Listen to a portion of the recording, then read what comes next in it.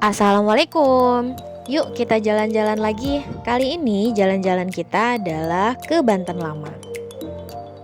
Kalau saya kesananya kan pakai motor dan sebetulnya arahnya tuh gampang banget dari tengah kota, dari Pocis ke Pasar Lama udah tinggal lurus aja.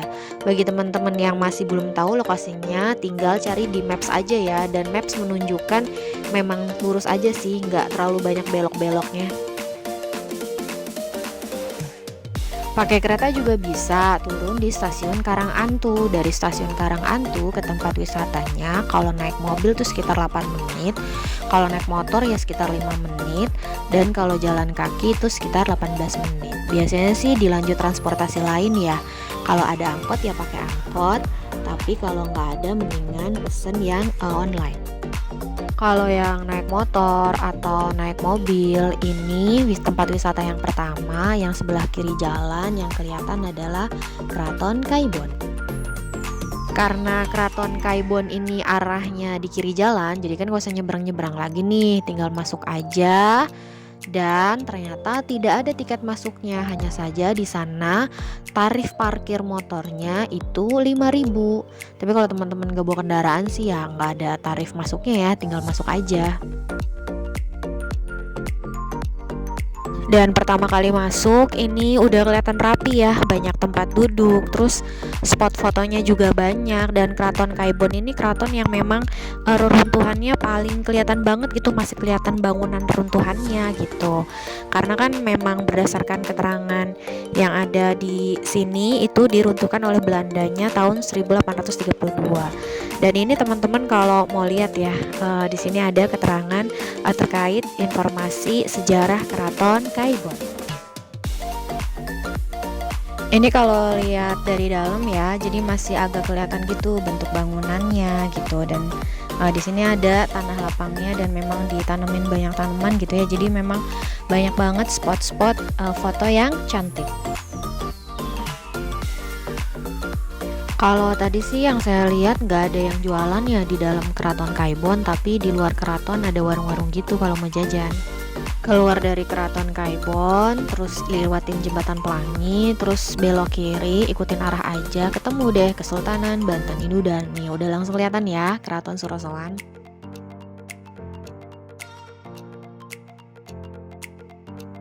Karena kita bawa motor, cari parkiran dulu ya, nggak bisa parkir di depan bacaan Keraton Surosoan gitu. Nyari parkiran dulu yang di dekat Masjid Agung. Tapi ini sebelah kanan udah kelihatan kan, ada bacaan Kesultanan Banten. Terus juga kesananya lagi ada Museum Kepurbakalaan. Terus lurus udah ketemu nih Masjid Agung. Dan tempat parkir motor itu dekat Masjid Agung ya, dan tarif parkir kendaraan di sini terutama motor itu 5.000. Tempat pertama ke Masjid Agung Banten, dan disitu alas kaki harap dilepaskan.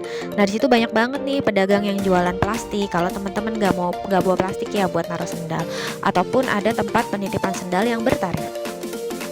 Nah lorong menuju Masjid Agung disitu kan ada 2 kotak infak, tapi ada petugasnya dan disarankan sama petugasnya untuk infak. Biar teman-teman gak kaget, siapin aja uang infaknya dari rumah, receh ataupun yang lain, karena nggak ditentuin sih infaknya berapa. Dan ini suasana di luar masjid ya, sudah dibuka bagus banget buat spot foto. Dan ini ikon Masjid Agung Banten Lama, yaitu Menara Masjid Agung yang sekitar tingginya 24 meter.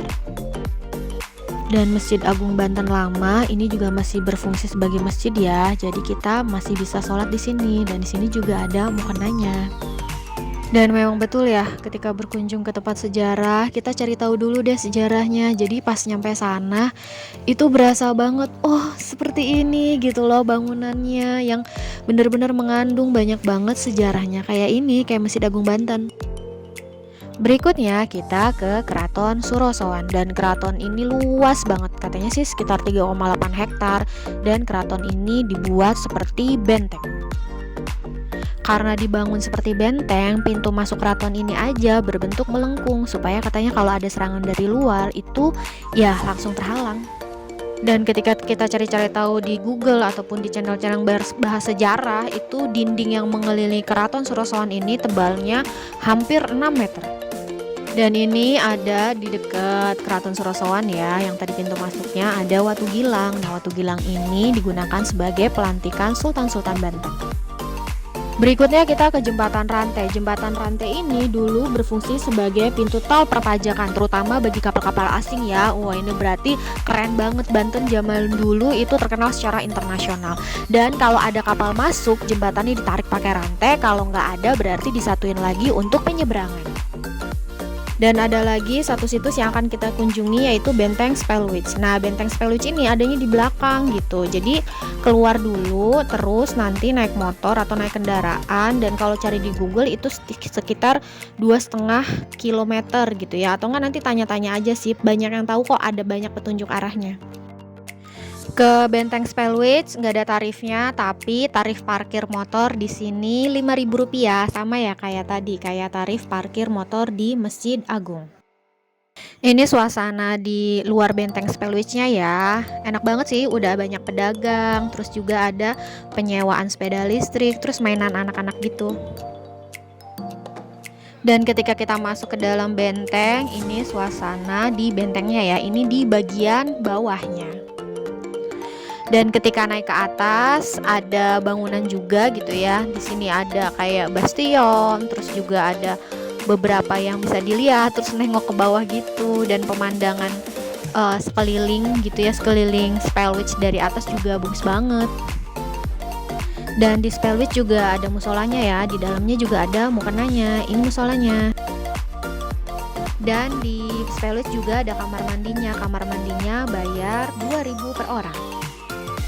Itu dia jalan-jalan kita kali ini, jalan-jalan sambil belajar sejarah ya. Habis berapa? Tadi parkir di Keraton Kayubon 5.000, parkir di Masjid Agung Banten 5.000, dan parkir di Benteng Spellwitch 5.000. Terima kasih sudah menyaksikan video kali ini. Sampai berjumpa kembali di video jalan-jalan berikutnya. Wassalamualaikum warahmatullahi wabarakatuh.